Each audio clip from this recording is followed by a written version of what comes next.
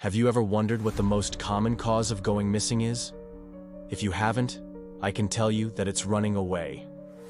According to the FBI, the majority of those reported missing are teenagers who have run away from home or are otherwise missing voluntarily. There's also another smaller group that is missing involuntarily but cannot be explained, either because there is little evidence or leads and the investigation has gone cold, or the circumstances surrounding their disappearance point to foul play. But nothing concrete can be proved. The case we're covering today falls into this latter category, and while many theories have been proposed, there are more questions than answers. So here's the case of the missing boy who vanished without a trace. Jason Jolkowski was a happy-go-lucky 19-year-old kid from Omaha, Nebraska. By all accounts, he was an exemplary young man with a bright future ahead of him.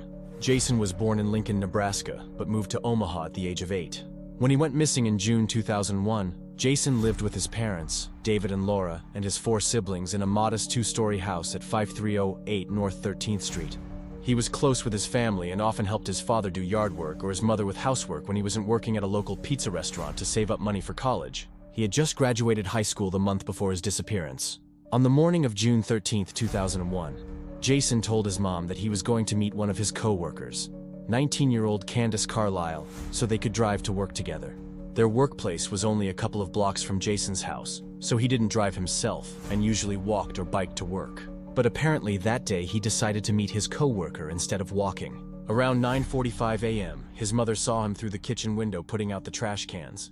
A neighbor would later recall seeing Jason at around 10:45 a.m. helping his younger brother take out the trash cans. The neighbor thought it was odd that Jason would be doing this since he was supposed to be at work by then. But it was none of her business, so she waved and went about her day. It would be the last time anyone saw Jason alive. At 11 a.m., his mother called work to find out why Jason hadn't shown up yet. She got a confused look from his boss, who told her that Jason was supposed to be there 30 minutes ago. Concerned, Laura called around to other friends and relatives, but nobody had seen Jason. That's when she and her husband David got in their truck and drove around looking for him. They checked the park and the shopping center near their house, even retracing Jason's steps on foot. By 6 p.m. they still couldn't find him, so they went home to wait until Jason showed up or called. They sat on the couch not knowing each other's thoughts, pacing back and forth, both thinking the worst. They knew something was wrong. In the meantime, their worst fears were realized. At 7:17 p.m., Laura received a call from the police saying that Jason was missing.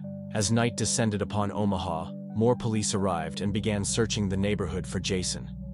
The cops searched his room and found nothing out of place except for his cell phone. They took that and a DNA sample from his toothbrush to run against a national database of missing persons. This was done to rule out the possibility that he might have gone missing during a crime, such as a botched robbery or kidnapping. His name and picture were plastered across the front page of the local newspaper, along with a hotline number for any potential witnesses. Every night for the first 3 months after his disappearance, the family hung flyers on telephone poles and distributed thousands of them door to door. In the days following Jason's disappearance, police came to the conclusion that he had likely run away from home, because he had left behind no signs of struggle or evidence of foul play. Jason's bank account remained untouched, nor did he use his debit card, which he always kept in his pocket, nor his ID, which he used every day at work. All this suggested that Jason was never kidnapped or taken advantage of. The police were puzzled. His wallet, cell phone, and keys were all left behind, suggesting that he didn't intend to stay away from home. And his car was parked in the driveway.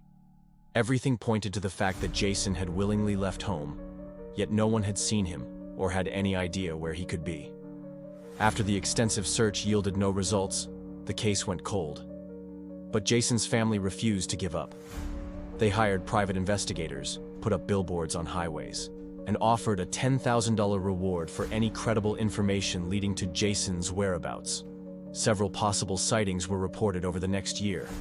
One of the most promising leads came from a resident of Des Moines, who said she spotted Jason at a convenience store on the outskirts of town.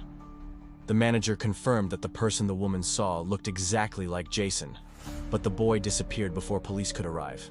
Another lead came from a local pizza delivery shop who reported a boy matching Jason's description came in one night, but he left before the police were notified. These sightings kept hope alive, but none of them turned out to be true. In the nearly 23 years since Jason went missing, over 100 tips have come into the police, none of which have led to any significant development in the case. After more than 2 years of searching for their son, David and Laura Jolkowski founded Project Jason in 2003, a non-profit organization that helps families of missing persons navigate the complexities of law enforcement bureaucracy. The lack of response from authorities in the early stages of their investigation inspired them to create the group. They became experts in the field and worked with hundreds of families nationwide whose loved ones went missing under suspicious circumstances. Through their work, they learned that many cases like theirs don't receive enough attention and resources from law enforcement, leaving families in the dark and desperate for answers. With their experience, the organization helps families advocate for their missing loved ones and provides emotional support while they fight for justice. Today, more than 20 years later, Jason's case remains one of Nebraska's most baffling missing persons cases, with his family still holding out hope that he will be found. In a statement, Jason's brother Jeremy said, "It's hard to imagine how you can live your life and move on when a piece of your heart is missing.